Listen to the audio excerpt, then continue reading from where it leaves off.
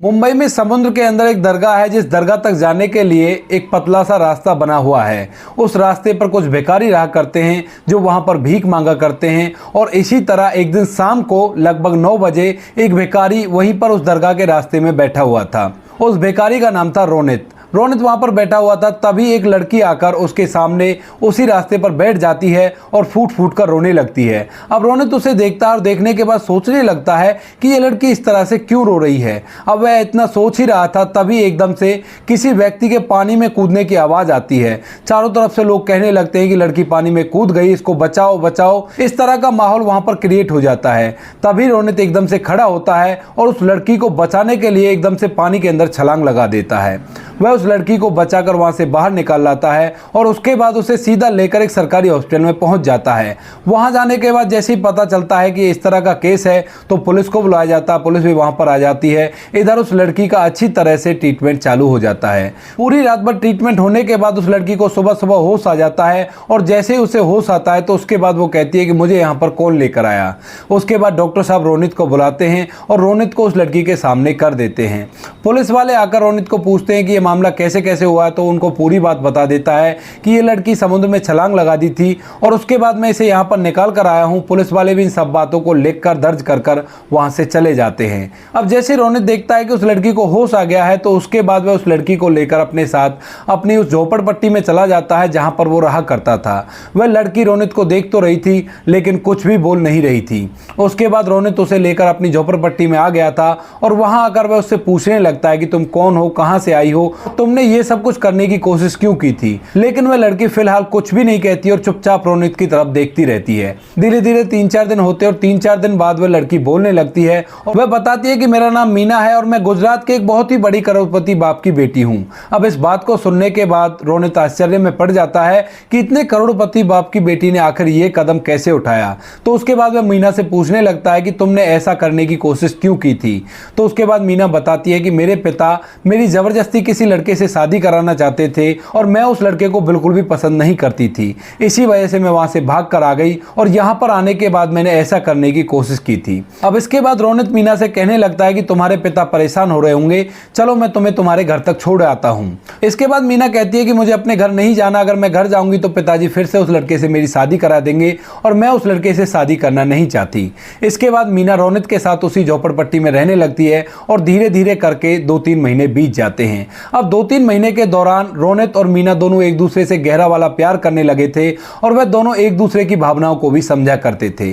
तभी एक दिन मीना रोनित से कहती है कि रोनित तुम करते क्या हो। तो उसके बाद रोनित बताता है कि मैं मजदूरी करता हूं। वह मीना को यह नहीं बताता है कि मैं भीख मांगता हूं। तो उसके बाद मीना कहती है कि चलो ठीक है, तुम मजदूरी करते हो तो मैं भी तुम्हारे साथ मजदूरी करने के लिए जाऊंगी। उसके बाद हमारे पास और भी पैसा आ जाएगा और जब हमारे पास ज्यादा पैसा होगा तो हम लोग अपनी इच्छाओं को पूरा कर सकते हैं।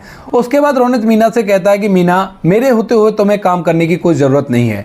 जब तक मैं हूं मैं काम करता रहूंगा और तुम्हारे लिए खाने के लिए खाना लाता रहूंगा। इसके बाद मीना रोनित से कहती है कि तुम ऐसा करना, शाम को आते समय मैगी के पैकेट ले आना और मैं तुम्हें अपने हाथ से खाना बनाकर खिलाना चाहती हूं।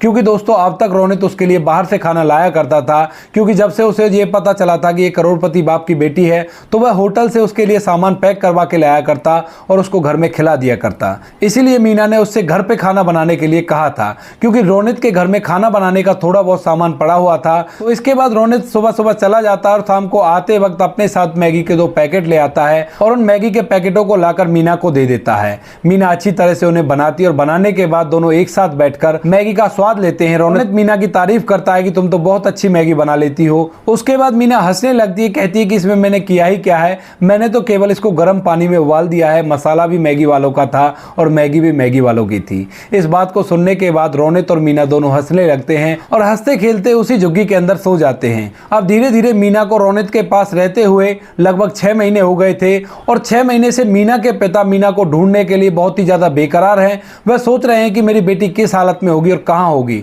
उन्होंने पुलिस को पूरी तरह से काम पर लगा रखा है और इन 6 महीनों के अंदर गुजरात की पुलिस सभी जगह पर उस लड़की की तलाश करती है, लेकिन वो नाकामयाब रहती है। अब 6 महीने के बाद गुजरात की पुलिस को मुंबई पुलिस से एक टिप मिलती है। उन्हें बताया जाता है है कि जिस टाइम की आप बता रहे हो उस टाइम पर एक लड़की ने इस तरह से समुद्र में छलांग लगा दी थी और उसके बाद वो हॉस्पिटल में एडमिट थी और उसके बाद उसे एक भिखारी लड़के ने बचा लिया था। इस बात को सुनने के बाद गुजरात पुलिस मुंबई पुलिस से उस लड़की की तहकीकात करने की कहती है, तो मुंबई पुलिस वहां से सीधा उस लड़के का पता लगाती है और पता लगाने के बाद सीधा उसकी झुग्गी में पहुंच जाती है। वहां जाने के बाद जैसे वो देखते हैं तो वो लड़की उन्हें वहां पर मिल जाती है, मीना, और मीना को देखने के बाद वो मीना का सीधा फोटो मुंबई पुलिस के पास भेज देते हैं। इसके बाद मुंबई पुलिस उस फोटो को देखकर आइडेंटिफाई करती है और बताती है कि यही है वो लड़की, इसको अपने साथ ले आओ।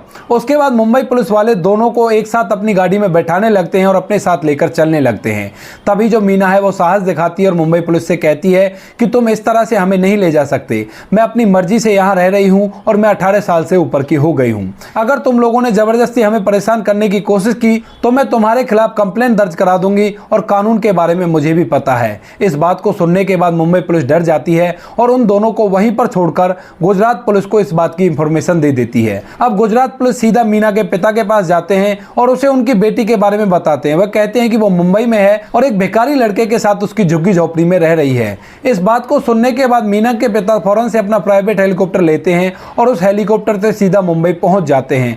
वहां जाने के बाद वह मुंबई पुलिस के साथ उस झुग्गी में चले जाते हैं जहां पर उनकी बेटी पिछले 6 महीने से रह रही थी। उसके बाद वे अपनी बेटी को जैसे ही देखते हैं और बेटी अपने माता पिता को देखती है तो दोनों की आंखों में आंसू आ जाते हैं और दोनों एक दूसरे के गले लिपटकर फूट फूट कर रोने लगते हैं। अब वह मीना से कहने लगते हैं कि बेटी तूने ऐसा क्यों किया, तो उसके बाद वो कह देती है कि पिताजी आपने तो मेरी जबरदस्ती शादी करने की कोशिश की थी और आप कह रहे थे कि अगर इस लड़के से तू शादी नहीं करेगी तो मैं अपने आप को इस दुनिया से विदा कर लूंगा। तो मैंने सोचा कि आपसे अच्छा मैं ही अपने आप को इस दुनिया से विदा कर लेती हूँ और इसी वजह से मैं यहाँ आ गई और यहाँ आने के बाद इस लड़के ने मुझे बचा लिया। इसके बाद मीना के पिता उस लड़के का बहुत बहुत धन्यवाद करते हैं और कहते हैं कि बेटा अगर तुम्हें कभी भी जिंदगी में कोई भी जरूरत हो तो तुम बेझिझक मुझसे मांग सकते हो। उसे अपना नंबर देते हैं और अपना कार्ड देकर अपनी बेटी को अपने साथ लेकर वहां से जाने लगते हैं। लेकिन तभी मीना अपने पिता से मना कर देती है, कहती है कि पिताजी मैं इस लड़के से बहुत ज्यादा प्यार करती हूँ और मैं इसी के साथ जिंदगी बिताना चाहती हूँ। अब इस बात को सुनने के बाद मीना के पिता एक बार तो परेशान होते हैं